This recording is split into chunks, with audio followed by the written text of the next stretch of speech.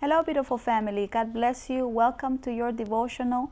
I'm so glad that you are listening to the topic of honor this week. And I want to continue when it comes to instructions. I mentioned to you in the previous videos that when God gives you an instruction, He would always include the desire and the power. He works with that. But I also want you to know that the moment you obey an instruction from the Lord, it includes that not only you end up obeying, but your circumstances will also obey to align themselves to the instruction you receive. There's many ways God can give you instructions. He can give you instructions when you're reading your Bible, when you're praying, when you're listening to a service, when you're worshiping Him. But in my personal testimony, God also uses people, especially people over your life. And I'm very thankful that I discovered my pastor.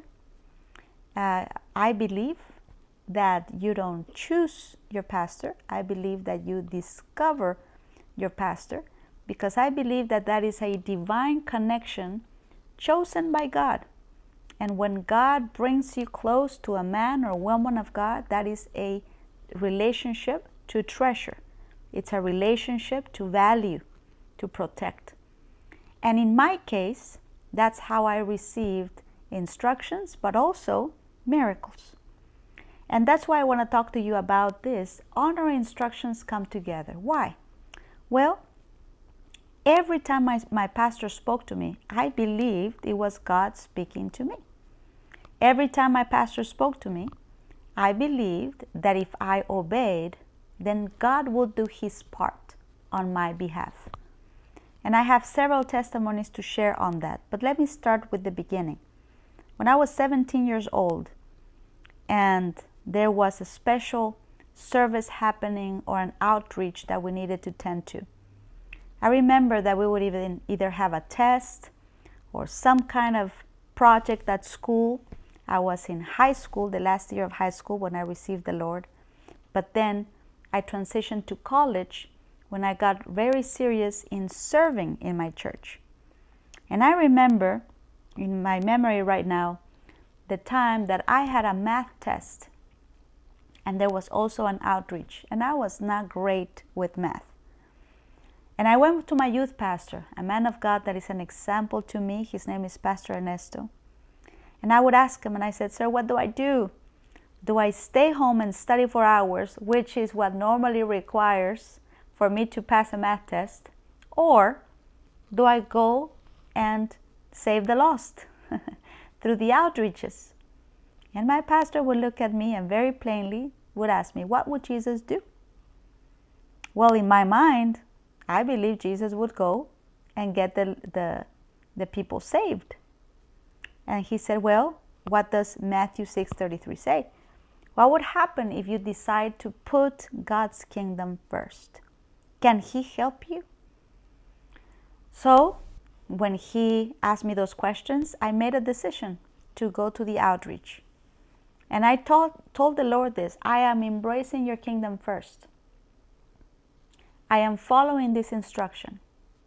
Now you have to deal with everything else for me.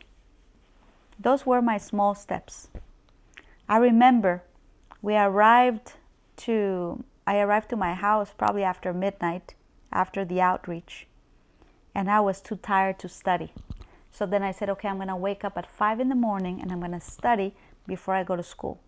I woke up at 5 in the morning and I probably put maybe 30 minutes to an hour to study for that test, which is nothing compared to what I need for studying math. So I went and took my test. And at the end of the test, the teacher helped us all. We gave him the test, but then we stayed there with him. He would grade the test and then discuss the results with us. So anyway, he graded my test, gave it back to me, and I was shocked. I had an A.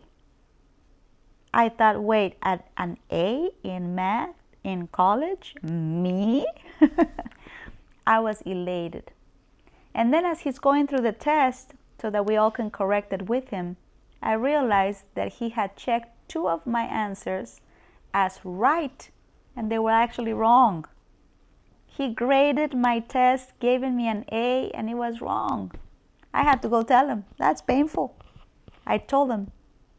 And he looked at me and he said, in all my career, no student has ever come forth to tell me, you gave me an A, but I actually don't have an A because you graded my paper wrong. I actually have a B.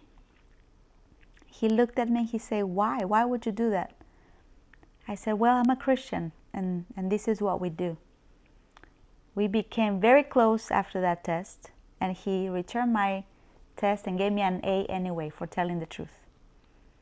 Family, those testimonies seem small, but behind the instruction of putting God first, that's how I started the beginning of a miracle experience, a lifestyle of supernatural results. Don't take instructions lightly. There's results that you're not going to get through prayer. You're going to get them when you say yes to a difficult instruction. Thank you for listening. I hope that you'll send this devotional to somebody that needs it. And if you would like to sow a seed into this ministry, you can by going to PayPal or Zelle.